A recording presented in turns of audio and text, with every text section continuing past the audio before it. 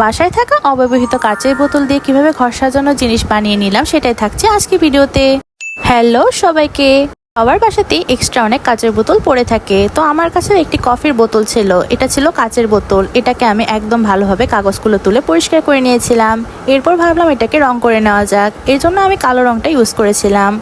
কাচের বোতলের উপর রং ভালোভাবে বসতে চায় না, তো এখন কি করা যায়। আমার কাছে ফেস পাউডার দেওয়ার জন্য এক্সট্রা একটি তুলি ছিল, তো এই তুলিটা দিয়ে আমি ভাবলাম এটাকে ভালোভাবে ব্লেন্ড করে নেওয়া যাক। তুলিটা দিয়ে পুরোটা বোতলে আমি রংটা ভালোভাবে বসিয়ে নিচ্ছিলাম। এই তুলিটা দিয়ে রংটা ভালোভাবে বসছিল, ভালোভাবে ব্লেন্ড হচ্ছিল। বোতলের মাথার দিকের অংশটা আমি পেন্টিং করা তুলি দিয়ে ভালোভাবে রং করে নিলাম। অবশেষে বোতলের মধ্যে রংটা ভালোভাবে বসে গিয়েছে। এখন কাজ হলো বোতলটাকে কিছুক্ষণের জন্য শুকাতে দিতে হবে। বেশ কিছুক্ষণ পর বোতলটা ভালোভাবে শুকিয়ে গিয়েছে। বোতলটা শুকিয়ে যাওয়ার পর এরপর আমি আমার নেক্সট কাজটা শুরু করে দিব। এর জন্য আমি যে অ্যাক্রিলিকের রংটা আছে সেটা নিয়ে নিব। বোতলটার মধ্যে রং বেরঙের কালার করে নেব। এর জন্য প্রথমে আমি কমলা রং নিয়েছিলাম, সেটা দিয়ে মাঝখানে একটু ডিজাইন করে নেওয়ার পর হলুদ রংটা ইউজ করব আমি। ম্যান্ডেলা আর্টে নানা রকম ডিজাইন থাকে, আমি আমার মনের মতো করে রং বেরঙের ডিজাইন করে নিচ্ছিলাম। এরপর আমি আমার ফিরোজা কালারের যে রংটা ছিল সেটা নিয়ে ইউজ করা শুরু করে দিলাম। ফিরোজা কালারের পর সাদা রং, এভাবে একে একে করে অনেকগুলো রং করে নিচ্ছিলাম আমি।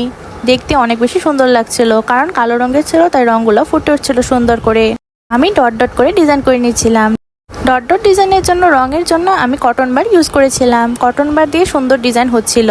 এরপর ভাবলাম একটু ফুলের পাপড়ির মতো ডিজাইন করে নেওয়া যাক, তো ডট ডট করে আমি ফুলের পাপড়ির মতো বানিয়ে নিচ্ছিলাম। এটাতে আমি কমলা রং ইউজ করি। এরপর লাল রং দিয়ে আমি আরো ডট ডট বানিয়ে নিলাম।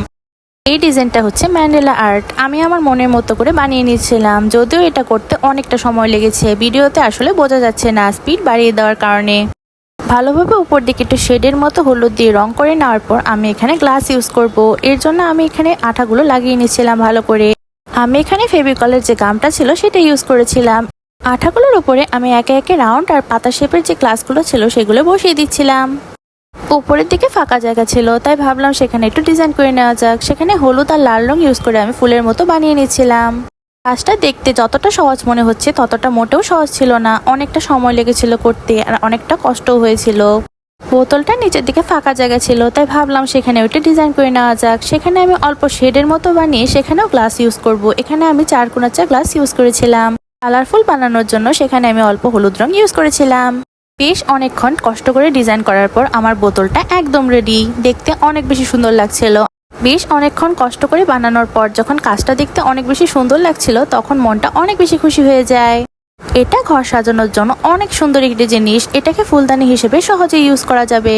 তাছাড়া এই বোতলটার ভিতরে লাইট ঢুকিয়ে সাজিয়ে রাখলেও অনেক বেশি সুন্দর দেখা যাবে।